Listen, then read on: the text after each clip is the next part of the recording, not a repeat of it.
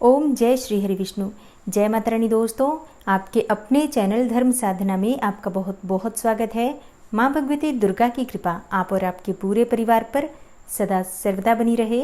दोस्तों, ज्येष्ठ मास की पूर्णिमा को वट पूर्णिमा कहा जाता है और आज के दिन वट वृक्ष की पूजा आराधना करने से अखंड सौभाग्य की प्राप्ति होती है।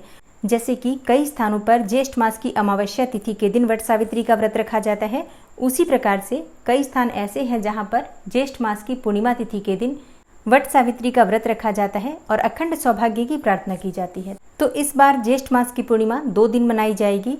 3 जून को भी ज्येष्ठ मास की पूर्णिमा मनाई जाएगी और 4 जून को भी ज्येष्ठ मास की पूर्णिमा होगी। व्रत की पूर्णिमा 3 जून 2023 को होगी और स्नान दान की पूर्णिमा होगी 4 जून 2023 को। तो जो भक्त व्रत धारण करते हैं पूर्णिमा का या फिर वट सावित्री का व्रत धारण करते हैं, वो 3 जून 2023 शनिवार के दिन व्रत धारण करेंगे और चंद्रमा को अर्घ्य देंगे।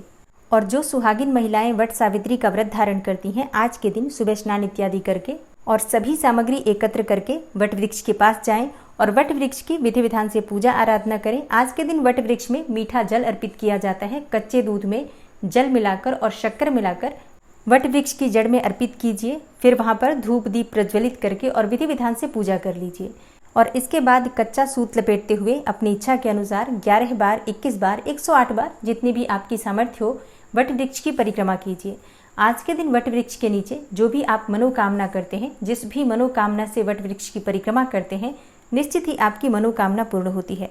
वट वृक्ष की पूजा आराधना करने से अखंड सौभाग्य की प्राप्ति होती है, संतान की प्राप्ति होती है, सुख समृद्धि में वृद्धि होती है, मन चाहे जीवन साथी की प्राप्ति होती है, योग्य और सुंदर जीवन साथी की प्राप्ति होती है।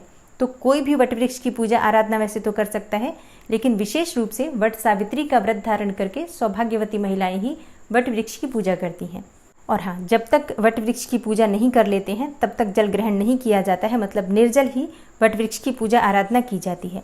पूजा करने के बाद आप जल ग्रहण कर सकते हैं और अपने बड़े बुजुर्गों का चरण स्पर्श करके, पति के चरण स्पर्श करके और तभी जल ग्रहण किया जाता है। और दान आज जरूर करना चाहिए। सुहाग की सामग्री का दान आप कर सकते हैं, पंखे का दान कर सकते हैं, मिठाई का दान कर सकते हैं, फलों का दान कर सकते हैं। अपनी सामर्थ्य के अनुसार वट वृक्ष की पूजा करने के बाद दान अवश्य करना चाहिए।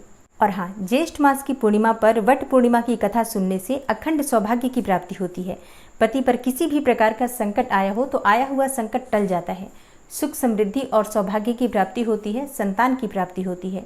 तो वट सावित्री व्रत के दिन यानी कि वट पूर्णिमा के दिन वट सावित्री की कथा प्रत्येक सौभाग्यवती महिला को जरूर सुननी चाहिए। और हाँ, ज्येष्ठ पूर्णिमा के दिन वट पूर्णिमा की कथा के साथ ही भगवान सत्यनारायण की कथा का पाठ भी जरूर करना चाहिए या फिर सुनना चाहिए। तो इस चैनल पर आपको भगवान सत्यनारायण की कथा की वीडियो भी मिलेगी, जरूर आप सुनिए।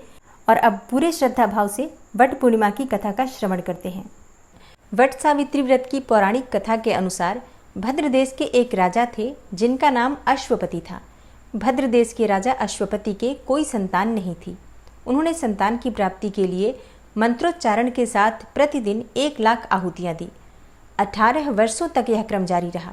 इसके बाद सावित्री देवी ने प्रकट होकर वर दिया। सावित्री देवी ने कहा कि हे राजन, मैं तुझ पर अत्यंत प्रसन्न हूँ और तुझे एक तपस्वी कन्या होने का वरदान देती हूँ। सावित्री देवी की कृपा से कुछ समय के बाद एक कन्या संतति की प्राप्ति हुई जिसका नाम सावित्री रखा गया। सावित्री देवी की कृपा से जन्म लेने के कारण ही कन्या का नाम सावित्री रखा गया। कन्या बड़ी होकर बेहद रूपवान हुई। योग्य वर न मिलने की वजह से सावित्री के पिता बहुत दुखी थे और उन्होंने कन्या को स्वयं ही वर तलाशने को भेजा। सावित्री तपोवन में भटकने लगी। वहाँ साल्व देश के राजा दुमतसेन रहते थे। क्योंकि उनका राज्य किसी ने छीन लिया था, उनके पुत्र सत्यवान को देखकर सावित्री ने पति के रूप में उनका वरण किया। ऋषिराज नारद को जब यह बात पता चली तो वह राजा अश्वपति के पास पहुँचे और कहा कि हे राजन, ये क्या कर रहे हैं आप? सत्यवान गुणवान है, धर्मात्मा है और बलवान भी हैं, पर उनकी आयु बहुत छोटी है। वह अल्पायु हैं और 1 वर्ष के बाद ही उनकी मृत्यु हो जाएगी। ऋषिराज नारद की बात सुनकर राजा अश्वपति घोर चिंता में डूब गए। सावित्री ने उनसे कारण पूछा तो राजा ने कहा, हे पुत्री, तुमने जिस राजकुमार को अपने वर के रूप में चुना है वह अल्पायु हैं। तुम्हें किसी और को अपना जीवन साथी बनाना चाहिए। इस पर सावित्री ने कहा कि हे पिताजी, आर्य कन्याएं अपना पति 1 बार ही वरण करती हैं। राजा 1 बार ही आज्ञा देता है और पंडित एक बार ही प्रतिज्ञा करते हैं और कन्यादान भी एक ही बार किया जाता है। सावित्री हठ करने लगी और बोली, मैं सत्यवान से ही विवाह करूंगी। राजा अश्वपति ने सावित्री का विवाह सत्यवान से कर दिया। सावित्री अपने ससुराल पहुंचते ही सास ससुर की सेवा करने लगी। समय बीतता चला गया। नारद मुनि ने सावित्री को पहले ही सत्यवान की मृत्यु के दिन के बारे में बता दिया था। वह दिन जैसे जैसे करीब आने लगा, सावित्री अधीर होने लगी। उन्होंने 3 दिन पहले से ही उपवास शुरू कर दिया। नारद मुनि द्वारा कथित निश्चित तिथि पर पितरों का पूजन किया। हर दिन की तरह सत्यवान उस दिन भी लकड़ी काटने जंगल चले गए। साथ में सावित्री भी गई। जंगल में पहुंचकर सत्यवान लकड़ी काटने के लिए एक पेड़ पर चढ़ गए। तभी उनके सिर में तेज दर्द होने लगा। दर्द से व्याकुल होकर सत्यवान पेड़ से नीचे उतर गए। सावित्री अपना भविष्य समझ गई और सत्यवान के सिर को अपने गोद में रखकर सावित्री सत्यवान का सिर सहलाने लगी। तभी वहां यमराज आते दिखे। यमराज अपने साथ सत्यवान को ले जाने लगे। सावित्री भी उनके पीछे पीछे चल पड़ी। यमराज ने सावित्री को समझाने की कोशिश की कि यही विधि का विधान है, लेकिन सावित्री नहीं मानी। सावित्री की निष्ठा और पतिपरायणता को देखकर यमराज ने सावित्री से कहा कि हे देवी, तुम धन्य हो, तुम मुझसे कोई भी वरदान मांगो। सावित्री ने कहा कि मेरे सास ससुर वनवासी हैं और अंधे भी हैं, उन्हें आप दिव्य ज्योति प्रदान करें। यमराज ने कहा, ऐसा ही होगा, जाओ अब लौट जाओ। लेकिन सावित्री अपने पति सत्यवान के पीछे पीछे चलती रही। यमराज ने कहा, हे देवी, तुम वापस जाओ। सावित्री ने कहा, भगवान, मुझे अपने पतिदेव के पीछे पीछे चलने में कोई परेशानी नहीं है। पति के पीछे चलना मेरा कर्तव्य है। यह सुनकर उन्होंने फिर से उसे एक और वर मांगने के लिए कहा। सावित्री बोली, हमारे सास ससुर का राज्य छिन गया है, उसे पुनः वापस दिला दें। यमराज ने सावित्री को यह वरदान भी दे दिया और कहा, अब तुम लौट जाओ। लेकिन सावित्री फिर पीछे पीछे ही चलती रही। यमराज ने सावित्री को तीसरा वरदान मांगने को कहा। इस पर सावित्री ने 100 संतानों और अखंड सौभाग्य का वरदान मांगा। यमराज ने इसका वरदान भी सावित्री को दे दिया। सावित्री ने यमराज से कहा कि हे प्रभु, मैं तो एक पतिव्रता पत्नी हूँ और आपने मुझे पुत्रवती होने का आशीर्वाद दिया है। अगर आप मेरे पति को साथ लेकर जा रहे हैं तो मुझे 100 संतानें कैसे प्राप्त होंगी और मुझे अखंड सौभाग्य की प्राप्ति कैसे होगी।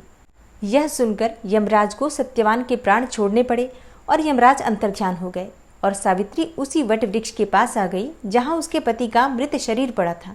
सत्यवान जीवंत हो गया और दोनों खुशी खुशी अपने राज्य की ओर चल पड़े। दोनों जब घर पहुंचे तो देखा कि माता पिता को दिव्य ज्योति प्राप्त हो गई है। इस प्रकार सावित्री सत्यवान चिरकाल तक राज्य का सुख भोगते रहे।